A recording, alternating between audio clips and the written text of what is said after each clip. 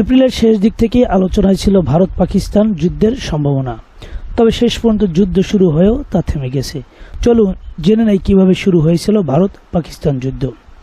ধর্মের ভিত্তিতে 1947 সালে ভারত পাকিস্তান বিভক্ত হওয়ার পর ভারতের সাথে পাকিস্তানের দ্বন্দ্ব লেগেই রয়েছে।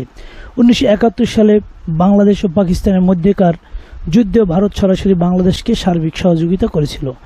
এমনকি পাকিস্তানি সেনাবাহিনী বাধ্য হয়েছিল ভারতীয় সেনাবাহিনীর কাছে আত্মসমর্পণ করতে।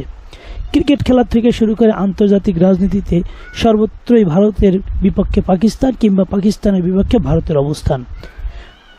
এমনকি নিজের দেশের সংবাদ মাধ্যমগুলোতেও প্রতিপক্ষ দেশ নিয়ে নেতিবাচক সংবাদ প্রকাশে ছাড় দেয় না কোনো দেশ।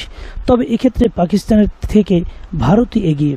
তবে ভারত ও পাকিস্তানের মধ্যকার এ দ্বন্দ্বের প্রধান কারণ বিতর্কিত কাশ্মীরের দখলদারিত্ব নিয়ে, যদিও দুই দেশ কাশ্মীরের দুইটি অংশের মালিক। সর্বশেষ গত 22 এপ্রিল ভারতের দখলে থাকা কাশ্মীরের পহেলগামে সন্ত্রাসীদের হামলায় 26 পর্যটক নিহতের পর ভারত ও পাকিস্তানের মধ্যে চরম দ্বন্দ্বের সৃষ্টি হয়।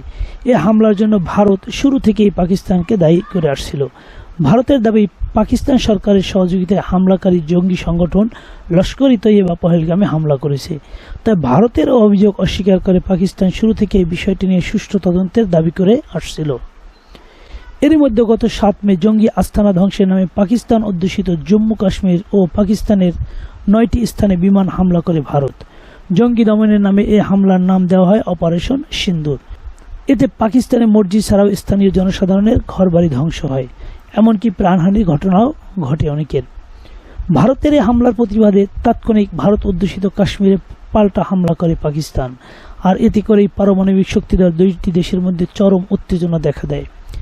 এ সময় দুই দেশই তাদের দেশের মধ্যে থেকে বিমান চলাচল বন্ধ করে দেয়। এরপর পরিস্থিতি আরও খারাপের দিকে যাওয়ার আগেই আমেরিকার প্রেসিডেন্ট ডোনাল্ড ট্রাম্প এর প্রত্যক্ষ হস্তক্ষেপে ভারত ও পাকিস্তান উভয় দেশই 4 দিন পর যুদ্ধবিরতিতে সম্মত হয়। তবে এ সময়ের মধ্যে উভয় দেশের 60 জন লোক মারা যাওয়ার পাশাপাশি দুই দেশের ব্যাপক আর্থিক ক্ষতি হয়েছে।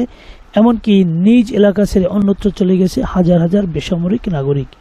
এরপরও পারমাণবিক শক্তিধর দুই দেশের যুদ্ধবিরতিতে যাওয়ায় বড় ধরনের একটি দুর্যোগ থেকে রক্ষা পেয়েছে পুরো বিশ্ব।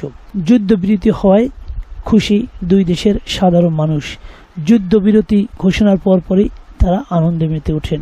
তবে নিরীহ ফিলিস্তিনিদের উপর ইসরায়েলি বাহিনী যে নির্মম হত্যাযজ্ঞ চালাচ্ছে, সেই হত্যাযজ্ঞ বন্ধে ডোনাল্ড ট্রাম্প সহ আন্তর্জাতিক সম্প্রদায় উদ্যত হবে, এমনটাই প্রত্যাশা সারা বিশ্ববাসীর।